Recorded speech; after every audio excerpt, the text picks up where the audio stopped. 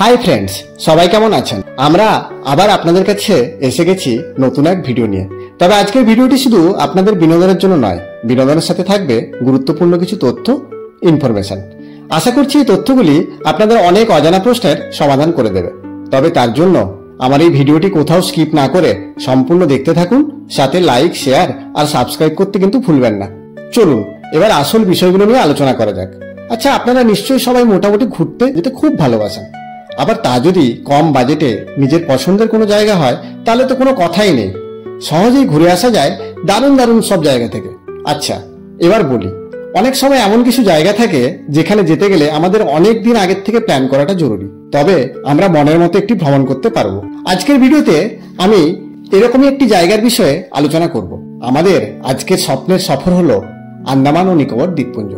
আমরা সবাই জানি এটি অত্যন্ত সুন্দর একটি জায়গা, যেখানে গেলে সুন্দর সুন্দর দ্বীপপুঞ্জ আর সবুজ প্রকৃতির সাথে এক অভূতপূর্ব সৌন্দর্য খুঁজে পাওয়া যায়। তাই প্রায় প্রতিটি মানুষেরই শখ থাকে জীবনে একবার হলেও আন্দামান যাওয়ার। আপনাদেরও নিশ্চয়ই ইচ্ছা হয়, কিন্তু অনেকেই ভাবেন আন্দামান তো খুব খরচ সাপেক্ষ, খুব ব্যয়বহুল জায়গা, তাই যাওয়া সম্ভব নয়। কিন্তু আজকের ভিডিওতে আমি আপনাদের বলবো কিভাবে প্ল্যান করলে প্রত্যেকেই তাদের ইচ্ছেগুলি পূরণ করতে পারবেন। চলুন তাহলে এবার মেইন টপিকে চলে যাওয়া যাক। চলুন তাহলে এবার শুরু করা যাক। আন্দামান যাওয়ার জন্য সব থেকে ভালো সময় হলো সেপ্টেম্বর থেকে ফেব্রুয়ারি পর্যন্ত। আর ফ্লাইটের টিকিট কখন কাটবেন সেটা মোটামুটি 6 মাস আগের থেকে আপনারা যে মাসে যাবেন সেই অনুসারে টিকিটটা কেটে নেবেন। ফ্লাইটের টিকিট মোটামুটি 3-4 মাস আগের থেকে যদি কাটেন তাহলে কিন্তু একটু কম বা সস্তার মধ্যে পাওয়া যাবে। আমরা যে ট্যুর অ্যান্ড ট্রাভেল এজেন্সিকে হায়ার করেছিলাম তাদের নাম ছিল long journey tour and travels. Total package মোটামুটি ধরে রাখুন নিয়ার অ্যাবাউট 26,500 টাকা। এবার আন্দামানের কোন কোন জায়গাগুলি ঘোরার জন্য বেস্ট সেটি আপনাদের সাথে পুরো বিস্তারিতভাবে বলি। ডে 1 থেকে ডে 7 পর্যন্ত কোন কোন জায়গায় আপনারা ঘুরতে পারেন। প্রথম দিনে আমরা দমদম এয়ারপোর্ট থেকে সকাল 8টার ফ্লাইট ধরি এবং আমাদের পোর্ট ব্লেয়ার পৌঁছতে সময় লাগে প্রায় 2 ঘন্টা। আমাদের ট্যুর অ্যান্ড ট্রাভেল কোম্পানি থেকে যে গাড়িটি পাঠিয়েছিল সেই গাড়িটি করে সরাসরি আমরা চলে যাই আমাদের রিসোর্ট পামগ্রোভে। পামগ্রোভ রিসোর্টটি আমাদের ভীষণই ভালো লেগেছিল, তার কারণ এই রিসোর্টের চারপাশে এত গাছপালা ছিল আর প্রাকৃতিক সৌন্দর্য ছিল অসাধারণ, আর তার মাঝখানে ছিল প্রত্যেকটি কটেজ। তো এই পামগ্রোভ রিসোর্টে যখন আপনারা আসবেন আপনাদেরও ভীষণ ভীষণ ভালো লাগবে। তারপর এখানে পৌঁছে ব্রেকফাস্ট করে সকালে ফ্রেশ হয়ে সুন্দর করে ড্রেস আপ করে আমরা গাড়ি নিয়ে আবার চলে যাই আমাদের আজকের বেস্ট প্লেসগুলিতে। প্রথম দিনে আমাদের ট্যুর প্ল্যানে ফার্স্ট ছিল marine aquarium, second famous Cellular Jail, third হলো করবিনস্কোপ বিচ এবং তারপর সেলুলার জেলের লাইট শো। তো সেই মতো খাওয়া দাওয়া সেরে আমরা পৌঁছে গেলাম মেরিন মিউজিয়াম সমুদ্রিকাতে। তো এখানে পৌঁছানোর পর টিকিট কাটতে হয়। তো টিকিটের প্রাইস মাত্র 50 টাকা। তো সবাই মিলে আমরা টিকিট কেটে ধীরে ধীরে এক্সপ্লোর করতে চললাম মেরিন মিউজিয়াম। মেরিন মিউজিয়ামে গিয়ে এত জিনিস আপনারা দেখতে পাবেন। ভারতবর্ষের স্বাধীনতার জন্য যে সমস্ত জেট বা যে সমস্ত প্লেন ইউজ হতো সেগুলোর প্রত্যেকটি নিদর্শন রাখা রয়েছে, আর সাথে এখানকার জারোয়া উপজাতির বহু প্রতীকীর ছবি এখানে লাগানো রয়েছে। আপনাদেরও দেখে ভীষণ ভালো লাগবে।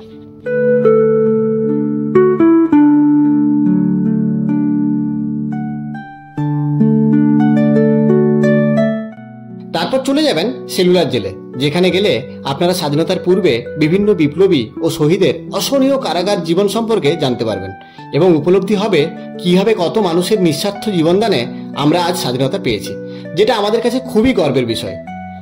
তারপর কিছুটা রিল্যাক্সেশনের জন্য আপনারা যেতে পারেন করবিনস্কোপ বিচে, এবং করবিনস্কোপ বিচে যাওয়ার সময় আপনারা ওখানে ফ্ল্যাগ হোস্টিং পয়েন্ট পাবেন, যেটি 1943-তে সুভাষচন্দ্র বোস প্রথম এসে আমাদের জাতীয় পতাকা উত্তোলন করেছিল।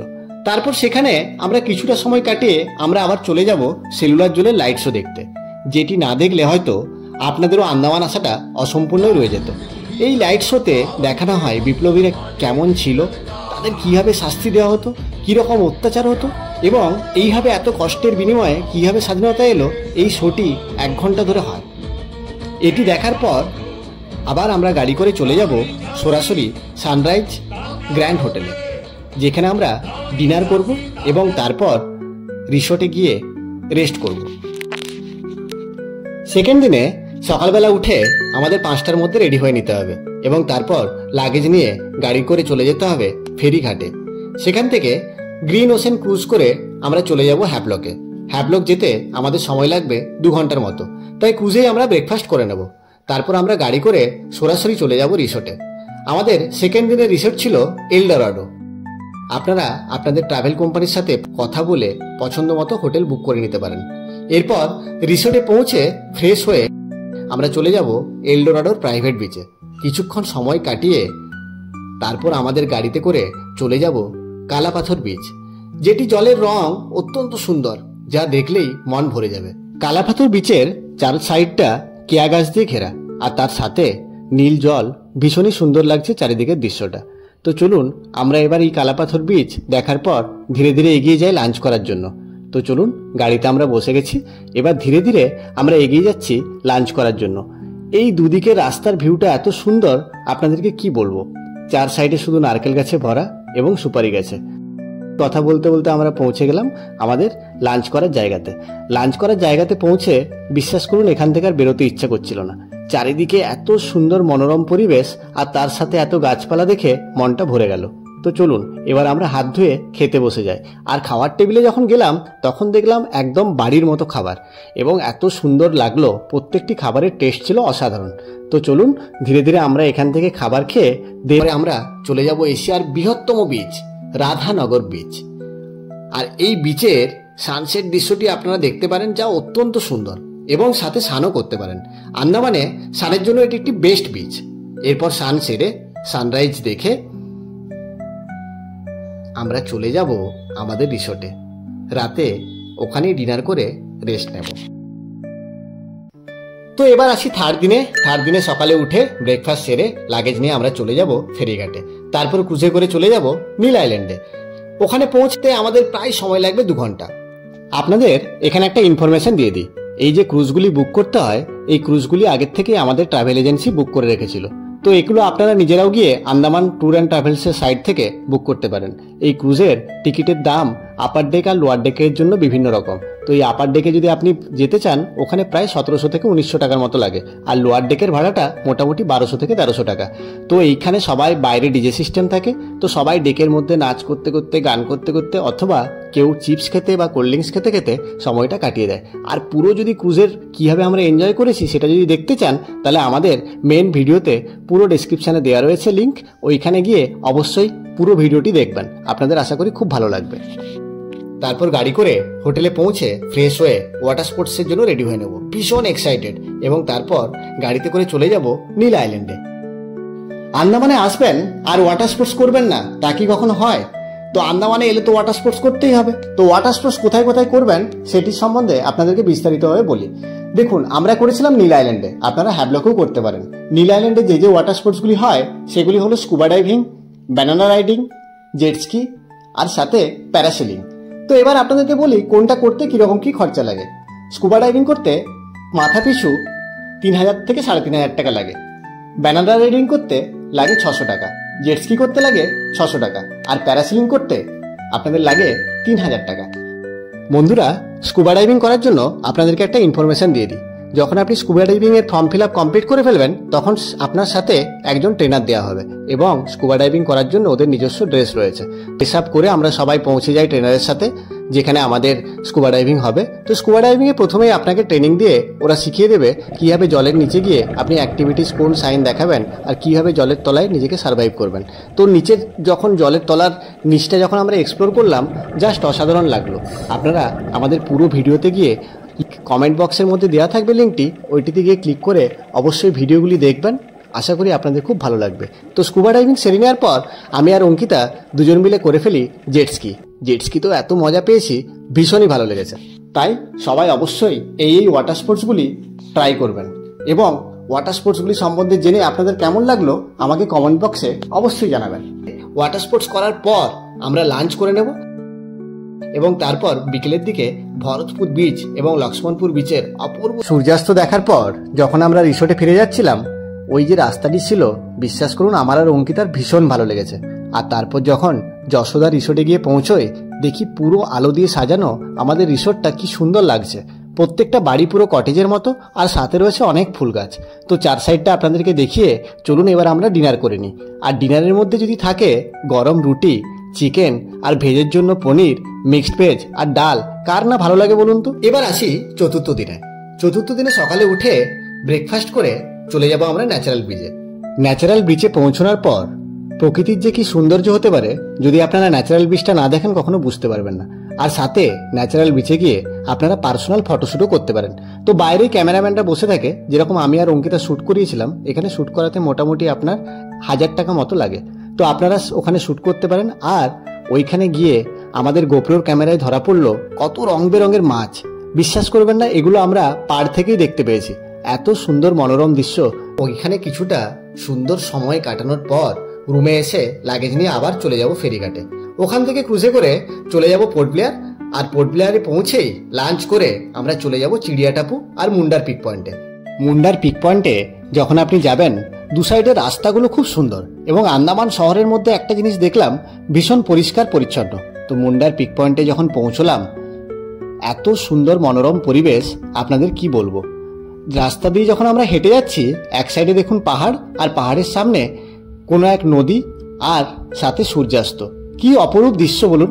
তো চলুন ধীরে ধীরে আপনাদেরকে চার সাইডটা ঘুরিয়ে দেখায়, এবং আপনাদের খুব ভালো লাগবে। আর ডিটেল ভিডিও যদি আপনাদের দেখতে হয়, আমার ডেসক্রিপশন বক্সে লিঙ্ক দেওয়া রয়েছে, ওখান থেকে অবশ্যই দেখে নেবেন। যাই হোক, এরপর রাতে আমরা ডিনার করে রেস্ট করলাম। এবার আসি পঞ্চম দিনে। তো পঞ্চম দিনে আমাদের শিডিউলটা একটু আলাদা রকম ছিল। সকালবেলা ভোর 3:30টার সময় উঠে গাড়িতে করে আমরা চলে যাই বারাটংয়ের উদ্দেশ্যে। এই বারাটংয়ে যেতে গেলে একটু সকাল সকালই বেরোতে হয়, তার কারণ আপনাদেরকে ওই জায়গায় পৌঁছানোর জন্য একটি ফরেস্টের মধ্য দিক দিয়ে যেতে হয়, এবং যে ফরেস্টে রয়েছে আন্দামানের সেই পুরনো দিনের এক উপজাতি, যাদের নাম হলো জারোয়া। তো এই জায়গার মধ্যে দিয়ে যখন আপনাদের গাড়ি যাবে, তখন সেটি একটি কনভয়ের মধ্যে নিয়ে যায়। তো এই কনভয় দুটো টাইমসে রয়েছে, একটা 6টা আর একটা 8টা। তো আপনারা যদি সকাল 6টার সময় কনভয়টাতে যান, তাহলে খুব ভালোভাবে ওই জায়গায় পৌঁছে ওখানকার পুরো প্রাকৃতিক সৌন্দর্যকে এনজয় করতে পারবেন।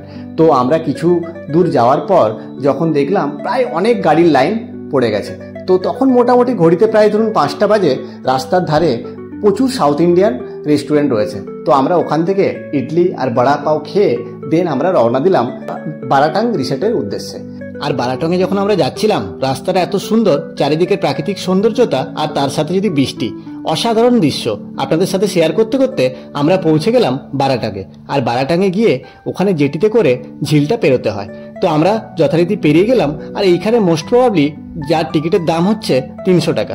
তো এইভাবে চলুন আমরা বারাটাং রিসোর্টে পৌঁছানোর পর দেখুন চার সাইডে কত সুন্দর ম্যানগ্রোভ অরণ্য, জাস্ট অসাধারণ লাগছে। আপনারা নিজের চোখে না দেখলে বিশ্বাস করতে পারবেন না। তো অবশ্যই আসুন বারাটাঙে। তো বারাটাঙে যাওয়ার পর ওখানে আমরা ফেরিতে করে প্রথমে চলে যাই ম্যানগ্রোভ অরণ্য, এবং ওই ম্যানগ্রোভ অরণ্যের মাঝখান দিয়ে যেতে যেতে চারিদিকের প্রাকৃতিক সৌন্দর্য এত সুন্দর লাগে যা আপনাদের মনকে ভরিয়ে দেবে। তো বোটে করে যেতে যেতে আপনাদের চার সাইডের দৃশ্যটা একটু শেয়ার করে দিই। দেখুন চারিদিকে কত সুন্দর ম্যানগ্রোভ অরণ্য আর প্রাকৃতিক সৌন্দর্যে ভরা। তো দেখুন আমরা গল্প করতে করতে যখন আমরা লাইমস্টোন কেভের পাশে প্রায় পৌঁছে যাই, দেখি আমরা চার সাইডে দুটো ম্যানগ্রোভ অরণ্যের মাঝখান দিয়ে আমাদের বোটটা যাচ্ছে। জাস্ট অসাধারণ লাগছে। আপনাদেরকে এগুলো বলে বোঝাতে পারবো না। আমাদের পুরো ভিডিওতে আমরা দেখিয়েছি কীভাবে আমরা গেছি, কোথা থেকে আমাদের যেতে হয়, কীভাবে যেতে হয়, পুরোটা আপনারা দেখতে পাবেন। তো এই হচ্ছে আমাদের সেই ম্যানগ্রোভ অরণ্য। আর ম্যানগ্রোভ অরণ্য ঘুরে আসার পর এত সুন্দর লেগেছে। আপনাদের কেমন লেগেছে অবশ্যই জানাবেন। তারপর ওইখান থেকে 1.5 কিলোমিটার পায়ে হেঁটে জঙ্গলের মাঝখান দিয়ে যখন আপনি হাঁটবেন, এবং লাস্ট মোমেন্টে গিয়ে যখন দেখবেন প্রকৃতির দ্বারা সৃষ্টি লাইমস্টোন কেভ, বিশ্বাস করুন চোখ আপনাদের জুড়িয়ে যাবে। তো লাইমস্টোন কেভ দেখার পর আপনারা আবার জেটিতে করে চলে আসবেন বারাটাঙে। অ্যান্ড আমরা তারপর লাঞ্চ করে নেব। আর লাঞ্চ করে আমাদের নেক্সট ডেস্টিনেশন ডিগলিপুর। তো এই যে ডিগলিপুর যাওয়ার জন্য আপনাদের গাড়িতে মোটামুটি 6.5 থেকে 7 ঘন্টা মতো লাগবে। তো রাস্তায় কিছু খাওয়ার জন্য কিছু টুকটাক জিনিসপত্র আপনারা আপনাদের সাথেই রেখে দেবেন। দুপুরবেলা লাঞ্চ সেরে আমরা বেরিয়ে পড়লাম আমাদের নেক্সট ডেস্টিনেশন আমকুঞ্জের দিকে। আর রাস্তা যখন যাচ্ছিলাম দেখুন কি সুন্দর রাস্তা। আর এইভাবে কথা বলতে বলতে আমরা পৌঁছে গেলাম আমকুঞ্জ ব্রিজে। আর আমকুঞ্জ ব্রিজে যখন গিয়ে পৌঁছোই, এখানে ট্যুরিস্ট কিন্তু খুবই কম। আর আপনাদেরকে এত ভালো লাগবে। যদি আপনারা কম মানুষজন চান তো অবশ্যই আমকুঞ্জ বিচটা ঘুরবেন। আমকুঞ্জ বিচ থেকে ঘোরার পর আমরা ধীরে ধীরে এবার এগিয়ে যাব আমাদের নেক্সট ডেস্টিনেশনের দিকে। আমাদের নেক্সট ডেস্টিনেশন হলো ধারনি নালা। তো ধারনি নালা ম্যানগ্রোভ ফরেস্টে যখন আমরা পৌঁছলাম, বিশ্বাস করুন একটা থ্রিলিং কাজ করছিল। চার সাইড থেকে পাখির আওয়াজ, আর সাথে আমরা যখন এই কাঠের বীজ দিয়ে হেঁটে যাচ্ছিলাম, তার যে কি অনুভূতি তা আপনাদের সাথে বলে বোঝাতে পারবো না। তো আমি আর অঙ্কিতা ভীষণই খুশি ছিলাম। আর এই ব্রিজটি ছিল বেশ অনেকটা লম্বা, তাই হাঁটতেও আমাদের বেশ ভালো লাগছিল। আমরা রাতে টাটেল রিসোর্টেই থাকলাম এবং টাটেল রিসোর্টটি ভীষণই সুন্দর একটি রিসোর্ট এবং আপনাদেরও খুব ভালো লাগবে। এই টাটেল রিসোর্টে রাতটুকু আমরা রেস্ট করে নেক্সট পরের দিন ডে 7-এ সকাল সকাল ব্রেকফাস্ট করে আমরা বেরিয়ে পড়লাম কালীপুর বিচের উদ্দেশ্যে। তো এই কালীপুর বিচ অ্যাকচুয়ালি টাটেলের যে নেস্টিং হয় তার জন্য খুব বিখ্যাত। তো এটি হোটেল থেকে খুবই কাছে। তো এই হলো সেই কালীপুর বিচ। দেখুন কালীপুর বিচের দূর দূরান্ত তক কোনো মানুষজন নেই, মনে হচ্ছে শুধু আমরাই কালীপুরে ঘুরতে এসেছি। আর কালীপুরে যাওয়ার পর এত নির্জন সমুদ্রের পরিবেশ দেখে আমাদের মন ভরে গেল। চার সাইড পুরো নিরিবিলি নির্জন, আর দূরে দেখছেন একটা পাহাড়ের মতো দেখা যাচ্ছে। কি অপরূপ সুন্দর দৃশ্য। তো কালীপুর বিচ ঘোরার পর আমরা ওইখান থেকে চলে গেলাম রস অ্যান্ড স্মিথের উদ্দেশ্যে। বিশ্বাস করুন রস অ্যান্ড স্মিথের যেইখান থেকে আপনাদেরকে যেতে হবে সেটিও একটি ফেরিতে করেই যেতে হবে। তো আগের থেকে ট্যুর অ্যান্ড ট্রাভেল এজেন্সি আপনাদের টিকিট কেটে রাখে। আপনারা যে ট্যুর অ্যান্ড ট্রাভেল এজেন্সির সাথে যাবেন তারা প্রত্যেকেই এটা অ্যারেঞ্জ করে দেয়। তবে আমরা যাদের সাথে গিয়েছিলাম বিশ্বাস করুন ভীষণই খুব ভালো ছিল, long journey tour and travels. তো আমরা ফেরিতে করে যখন যাচ্ছিলাম, এত সুন্দর প্রাকৃতিক সৌন্দর্য আপনাদেরকে কি বলবো। আর বিশ্বাস করবেন না, তারপর আমরা যখন পৌঁছলাম রস অ্যান্ড স্মিথে, চোখ মন সব কিছু জুড়িয়ে গেল। এত সুন্দর একটা বিচ যেখানে এক সাইডে আপনাদের রস, অন্য সাইডে স্মিথ, দুটোর মাঝখানে একটি মোহনার মতো যেখানে আপনি হেঁটে যেতে পারবেন। আর চারিদিকের প্রাকৃতিক সৌন্দর্য এবং দুটি জলের কালার দেখে আপনাদের এত ভালো লাগবে ওই জায়গাটা ছেড়েই আসতে ইচ্ছে করবে না। এবার আপনাদেরকে যে ইনফরমেশনটি দেব সেটি হলো আন্দামান যেতে গেলে মাথা পিছু কত টাকা খরচা হয়। মোটামুটি ধরে রাখুন 26,500 থেকে 27,000 টাকা মতো লাগে। এটা কিন্তু এক্সক্লুডিং যাতায়াত। তো আমরা যাদেরকে বুক করেছিলাম তারা ছিলেন long journey tour and travels. এই লং জার্নি ট্যুর অ্যান্ড ট্রাভেলসের পুরো লিঙ্ক আমার ডেসক্রিপশন বক্সে দেওয়া থাকবে। আপনারা অবশ্যই এদের সাথে ঘুরতে পারেন। এদের বিহেভিয়ার থেকে শুরু করে এদের ম্যানেজমেন্ট খুবই সুন্দর, আনন্দদায়ক একটা ট্রিপ আমরা করতে পেরেছি এনাদের জন্য। ভীষণই ভালো হোটেল যেগুলি চুজ করে দিয়েছিলেন সেগুলি যথেষ্ট ভালো হোটেল, এবং তার সাথে সবথেকে যেটা বড় ব্যাপার, বাইরে গিয়েও ঘরোয়া খাবার। সত্যি বিশ্বাস করুন আমরা আন্দামানে না গেলে বুঝতে পারতাম না এত সুন্দর খাবার দাবার অ্যারেঞ্জমেন্ট, সাথে গাড়ির টাইমিংস, কোনো কিছু নিয়েই কোনো অসুবিধা হয়নি। তো আপনারা যদি আন্দামান যাওয়ার জন্য প্ল্যান করেন তাহলে আগের থেকে যদি একটু টিকিটটা কেটে রাখেন তাহলে ফ্লাইটে মোটামুটি মাথা পিছু 7,000 টাকা করে টিকিটের ব্যাপারে ধরতে পারেন। তো সব মিলিয়ে মোটামুটি 60 থেকে 62,000 টাকা দুজনের খরচা হবে। আপনারা যদি কোনো কাপেল যান পার হেড 26,500 থেকে 27,000 টাকা ধরতে পারেন। তো চলুন, ছেড়ে তো যেতেই হবে। তো আমরা রস অ্যান্ড স্মিথ থেকে আবার পুনরায় ফিরে গেলাম গাড়িতে করে, এবং গাড়িতে করে আমরা চলে যাই রানঘাট। এটি মোটামুটি রস অ্যান্ড স্মিথ থেকে প্রায় 80 কিলোমিটার আগে। তো ওই দিন আমরা রাত্রিবেলা যেখানে থাকলাম সেটি হলো রানঘাট। তো চলুন বন্ধুরা, এবার আমরা ডিনার করে নিই। আর আজকে আমরা ডিনার কোনো ভালো জায়গা থেকে করব না, দেখি চলুন একটু স্ট্রিট ফুড খেয়ে। তো স্ট্রিট ফুড খেতে এত ভালো লাগলো আপনাদের বলে বোঝাতে পারবো না। আমরা কিন্তু চাউমিন খেলাম, ভীষণই সুন্দর বানিয়েছিল। রাতটুকু রংগদে কাটানোর পর আমরা সকাল সকাল বেরিয়ে পড়ি আবার আমাদের নেক্সট ডেস্টিনেশন পোর্ট ব্লেয়ারে। আবার সেমভাবে আমাদের জাড়োয়া ফরেস্টের মধ্যে দিয়ে আসতে হয়। তো একটি টাইমিং থাকে, তো যে টাইমিংয়ের মধ্যে আমাদের গিয়ে পৌঁছতে হয়। তো সকালবেলার দিকে টাইমিং ছিল 9টা। তো আমরা পৌঁছে গিয়ে আগে ব্রেকফাস্ট করে দেন ফেরিতে করে আবার জাড়োয়া ফরেস্টের মধ্য দিয়ে প্রাকৃতিক সৌন্দর্য উপভোগ করতে করতে পৌঁছে যায় পোর্ট ব্লেয়ার। তো পোর্ট ব্লেয়ার পৌঁছানোর পর আমরা প্রথমে লাঞ্চটা সেরে ফেলি। তো লাঞ্চের মধ্যে আজকে ছিল ক্র্যাব, মটন, সাথে ডাল, পনিরের আইটেম। এত সুন্দর খাবার বানিয়েছিল কি আর বলি। তো চলুন খাওয়া দাওয়া শেষ করে আমরা ধীরে ধীরে এগিয়ে যাই ইন্ডিয়ান ওয়াটার স্পোর্টস কমপ্লেক্সের দিকে। তার কারণ আজ আমরা করব প্যারাসিলিং। তো চলুন, প্যারাসিলিংয়ের জন্য আমরা অলরেডি জ্যাকেট সবাই পরে নিয়ে রেডি হয়ে গেছি, এবং মাঝ সমুদ্রে নিয়ে গিয়ে আমরা প্রথম প্যারাসিলিং কেমন লাগে চলুন আপনাদের সাথে দেখাই। আর লাঞ্চ করে ওয়েদারটা এত সুন্দর হয়ে গেছিল, সামান্য মেঘ সামান্য বৃষ্টি, খুব সুন্দর ওয়েদার। খাওয়া দাওয়া করে দেন আমরা চলে যাই প্যারাসিলিং করতে। সকলের মধ্যে এক্সাইটমেন্ট প্রচুর ছিল। আপনাদের কি বলবো, এত অসাধারণ অ্যাডভেঞ্চার যা আপনাদেরকে বলে বোঝাতে পারবো না। আপনারাও গিয়ে অবশ্যই প্যারাসিলিং করবেন এবং প্যারাসিলিংয়ের মজা নেবেন। উপর থেকে পুরো জায়গাটা দেখতে কি অপূর্ব সুন্দর লাগে, যতক্ষণ না নিজের চোখে সেটাকে বন্দি করবেন ততক্ষণ বুঝতে পারবেন না। তাই সবাই অবশ্যই এই ওয়াটার স্পোর্টসগুলি ট্রাই করবেন এবং ওয়াটার স্পোর্টসগুলি সম্বন্ধে জেনে আপনাদের কেমন লাগলো আমাকে কমেন্ট বক্সে অবশ্যই জানাবেন। তো এইভাবে আপনারা আন্দামানের প্ল্যান করুন, দেখুন আপনাদেরকে খুব ভালো লাগবে। আন্দামান ঘুরে আসুন আর আমাদেরকে কমেন্ট বক্সে জানান কেমন লাগলো আন্দামান। বন্ধুরা, আশা করি আপনাদের এই ভিডিওটি দিয়ে অনেক কিছু ইনফরমেশন বা তথ্য দিতে পারলাম। যদি আপনাদের ভালো লেগে থাকে অবশ্যই একটি কমেন্ট করবেন, লাইক করবেন এবং শেয়ার করবেন। পরবর্তী ভিডিও নিয়ে আবার আপনাদের সামনে হাজির হব খুব শিগগির। আর যদি আপনাদের মনের মধ্যে কোনো কোশ্চেন থাকে আন্দামান সম্বন্ধে আরও কিছু জানার, আমাকে অবশ্যই কমেন্ট বক্সে জানাবেন। শুভরাত্রি, ভালো থাকবেন।